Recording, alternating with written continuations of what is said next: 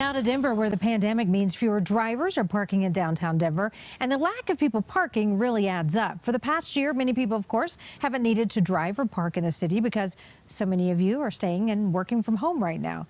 Well, we have since learned the lack of parking revenue has added to a $190 million budget shortfall.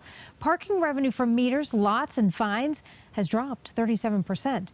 Sean Chitnis joins us in downtown Denver tonight. And Sean, while it's nice to not have to pay for parking, you've learned that more than 200 services and programs depend on this money. Well, Karen, it's a difference of $15 million. That's what they weren't able to get in 2020 versus 2019. And while parking revenue is usually only 2 to 3% of the total picture for the city, advocates who want to see a better experience for people who are driving, biking, or walking say that this is a trend that started before the pandemic. And the long-term solution means we need to start thinking about people beyond just those in their cars. Fewer people on the streets and parking their cars during the pandemic has dropped revenue for the city of Denver all around.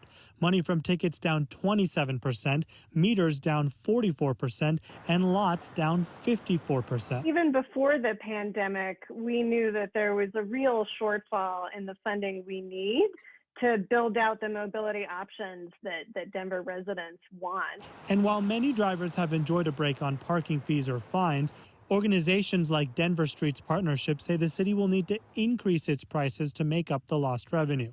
Public space is a scarce commodity, and the city's, in many cases, simply giving it away free. Charging more for parking could help the city get back some of that income, and it could also encourage more residents to be less dependent on their cars. It's really important for both their physical health and their mental health to have safe places where they can walk and bike, and where it's not too crowded. And while bike riding and walking is expected to only increase after the pandemic, the burden of needing a car and the cost to use public transportation is still a challenge. It's important for the city to invest in other options that are much more affordable for people to get around.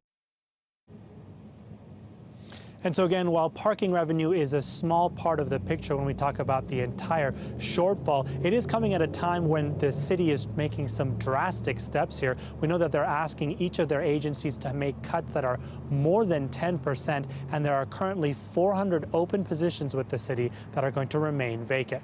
Reporting live tonight in Denver, Sean Chitnis, covering Colorado First.